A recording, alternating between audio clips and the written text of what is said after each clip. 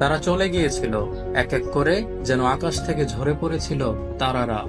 মেসির জাদুকরী পাস, নেইমারের বাঁকানো জাদু, এবং শেষ আলোর রেখা এমবাপ্পের বজ্রগতির দৌড়। প্যারিসের চিৎকার স্তব্ধ হলো। পার্ক দে প্রিন্সেসে নেমে এলো এক নিঃসঙ্গ নৈশব্দ। সমালোচকরা লিখে ফেলেছিল মৃত্যু ঘোষণা, পিএসজি শেষ।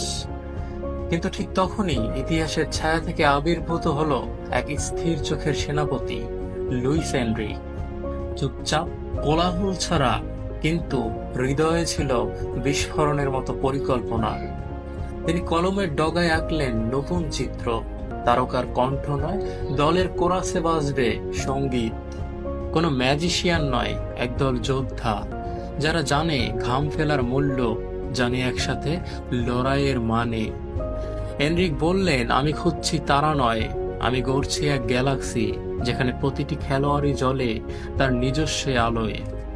তাদের খেলা বদলালো, পাসে এলো পিয়ানো বাজানোর ছন্দ, প্রেসিংয়ে এলো বিদ্যুতের ঝলক, আর প্রতিটি গোলের পরে গ্যালারির চিৎকার যেন বলছিল, আমরা ফিরে এসেছি। দলটি নতুন করে হাঁটতে শিখলো, নাম নয়, কাজের জোরে। ক্লাবের আত্মা ফিরে এলো মাঠে, একটি পুনর্জন্ম, একটি বিপ্লব, একটি প্রেম কাব্য। এটি আর শুধুই পিএসজি নয়, এখন এটি লুইস এনরিকের হাতে গড়া একদল আশাবাদী, একদল স্বপ্নবাজ। লুইস এনরিক দেখালেন, নেতৃত্ব মানে গোলের ঝড় নয়, অন্তর্দৃষ্টি।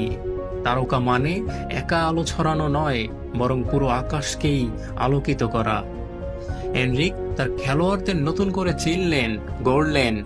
উগার্তে, জাইরে এমেরি, র্যান্ডাল কলো মুয়ানি, ওসমান ডেম্বেলে আর গঞ্জালো রামোসদের এক নতুন সুরে বাঁধলেন, যেখানে দল মানে একটি হৃদয়ের ছন্দ, যেখানে একা নয়, সবাই মিলে জয় আসে।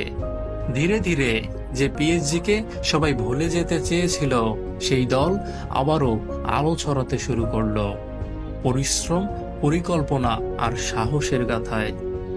লুইস এনরিক প্রমাণ করলেন, তারকারা যায় কিন্তু দল বেঁচে থাকে। আর যদি নেতা হয় দূরদর্শী, হৃদয় ধারণ করে ন্যায় আর দৃঢ়তা, তবে গৌরব ফিরতেই হয়।